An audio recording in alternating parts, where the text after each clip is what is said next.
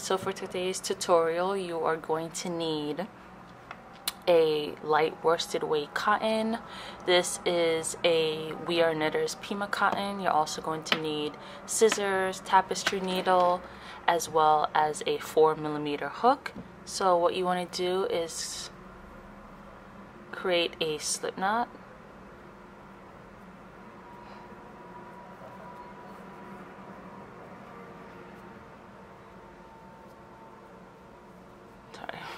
I don't like leaving too long of a tail, so I try to adjust it so that I'm not wasting as much yarn. Okay, so then you're going to chain 21. So after you made a chain of 21, you're going to chain 2 extras. So in total you should have a chain of 23. And then you're going to crochet a double crochet in the 3rd chain from the hook. Then you're going to place 1 double crochet in each of the next 9 chain spaces. 10. In the 11th space, you're going to place 3 double crochets.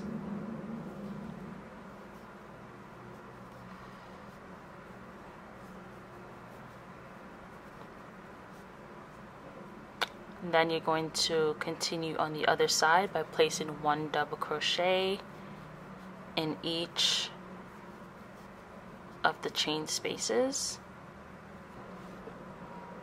Should look like that. You should have a total of 23 double crochets. So then for the next row, you're going to turn your work. Then you're going to chain 2. Then double crochet in the first double crochet space. As usual, we're using the chain 2 to get the height for our double crochet, and then we're going to place 1 double crochet in each double crochet stitch until we reach the middle double crochet, and that middle double crochet is the 2nd double crochet in the cluster of 3 double crochets. Okay, so we're up to the middle double crochet. In that space, you're going to place 3 .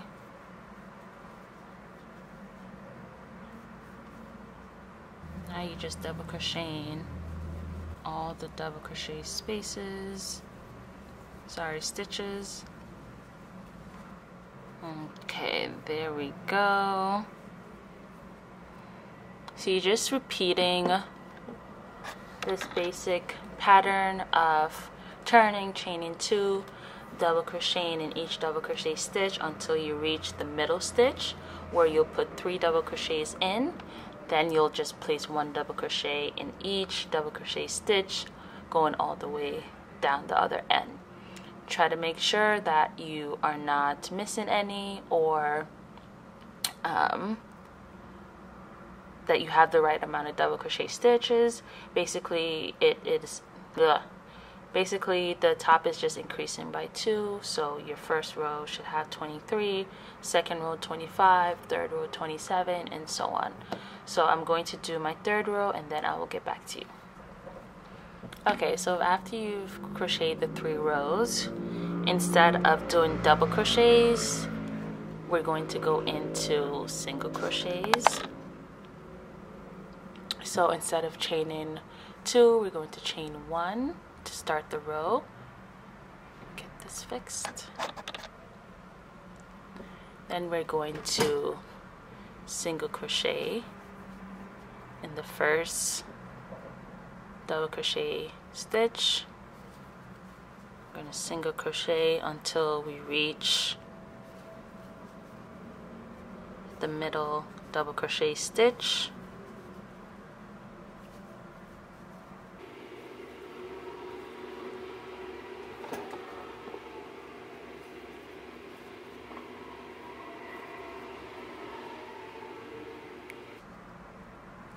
So in the middle, going to do the 3 single crochets, then single crochet in the rest of the double crochet stitches.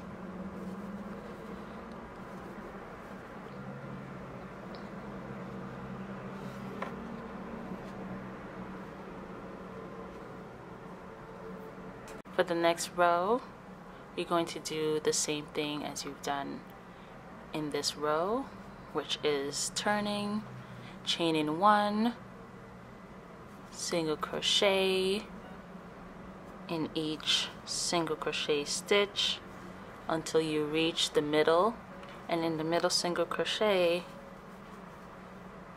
just go ahead and put 3 single crochet in that spot like you did for the previous row. That is your 5th row completed. Should look like this. Okay, so I've finished one side of my decrease, so I'm going to do the other side for you, and then you could just replicate that for your other side to complete the main portion of this top. Okay, so first things first, you're going to rejoin your yarn. You're going to do that by making a slip knot. And what I like to do is place that at the back, push my needle through, my hook through, sorry, and then I'll pull through and then pull through again to just secure that to the work. First thing I'm going to do is chain 2, then I'm going to work my double crochet in that same space, double crochet until I have 3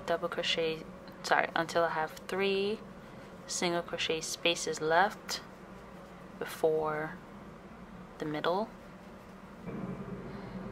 Okay, and to help you, I would suggest that you just put a stitch marker in that middle single crochet. So I'm just going to put this here so that I remember not to work in that stitch. So you can see we have 3 single crochet stitches remaining. I'm just going to perform a double crochet decrease. Yarn over, insert, pull up a loop, yarn over, pull through 2, yarn over, insert into the next stitch, pull up a loop, yarn over, pull through 2, yarn over, pull through 3, and then a double crochet in the next. Now you're going to turn your work, and whenever you end with a decrease, you're going to start with a decrease. And you're going to do that by chaining 2, double crochet in the same space, double crochet decrease, and double crochet in all your remaining double crochet stitches. So you can try to remember that to decrease. When you finish a decrease, you're going to start with a decrease, or just remember that wherever your stitch marker is towards that side, you're going to always perform a decrease, whether you're starting the row or you're ending a row. So I'm going to finish doing my rows of double crochet, and I'm going to come back when I get to the row of single crochet to show you how to single crochet decrease. Okay, so now we're going to start our 2 rows of single crochet, and like always, you're going to turn your work, chain 1 to start, chain 1 to start, single crochet, then you're going to single crochet decrease by inserting your hook, pulling up a loop, inserting your hook into the next stitch, pulling up a loop, yarn over, pull through 3 loops, and then you're going to then you're going to single crochet in each double crochet stitch until the end of the row. To turn my work, start my row again by chaining 1, single crochet in each single crochet stitch until there are 3 single crochet stitches remaining. So now there are 3 stitches remaining. Do the same thing, insert your hook, pull up a loop, insert your hook into the next stitch space, pull up a loop, yarn over, pull through 3, and then single crochet in the last. But at this point I'm going to change colors, so I'm going to leave 2 loops on my hook, like loop with the next color, pull through, make sure you leave a long enough tail that you could weave in later, and then start with your new color. And you don't have to change colors, like I said. If you don't want to, you can do the entire top in the same color. It's really up to you. So I'm going to finish this other end, and then I will let you know how to finish off the border and the straps. So this is how I change colors prior to.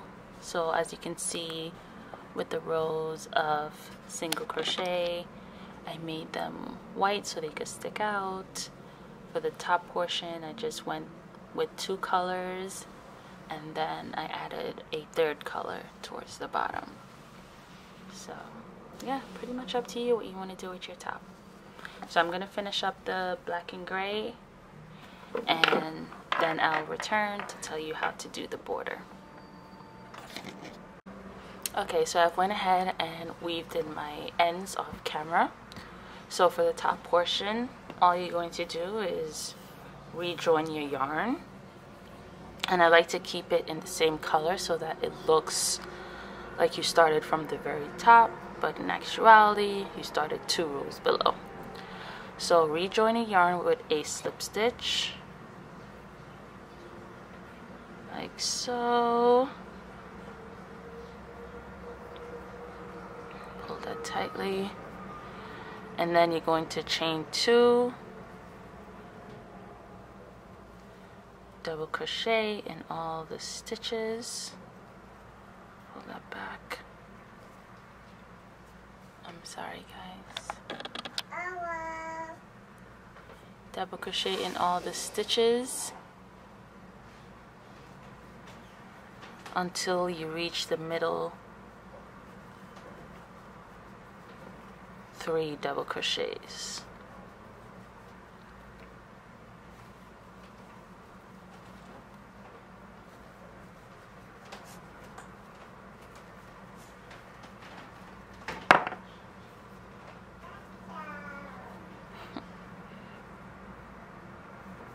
Okay, so we are up to the middle 3 double crochets, and you're going to do a double crochet decrease over the 3 stitches.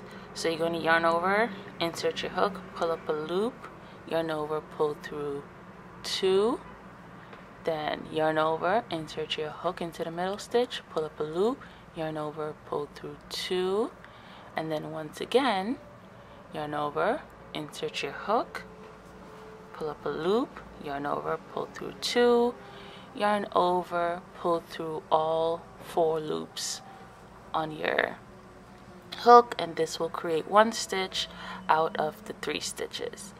You're going to continue doing by double crocheting in all the remaining double crochet stitches.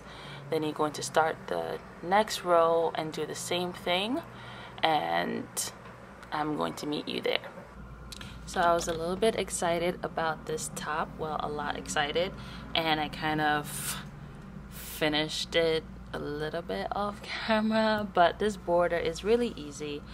all you have to do is, once you finish that top row, just turn so that your work is facing to the side. Go ahead and chain 3, which will count as your first double crochet.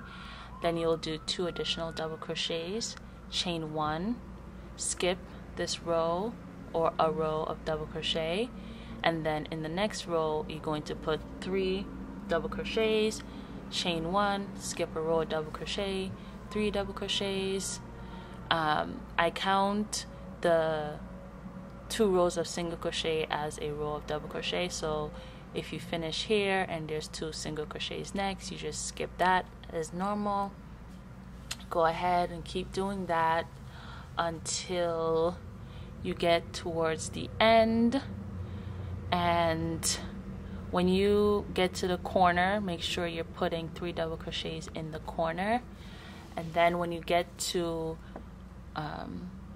stitches like actual spaces, you're going to just skip 2 of the single crochet spaces or whatever stitches there. Just if you see these, just skip 2, and then you'll go back around and you'll get here again, and you'll skip a row as normal.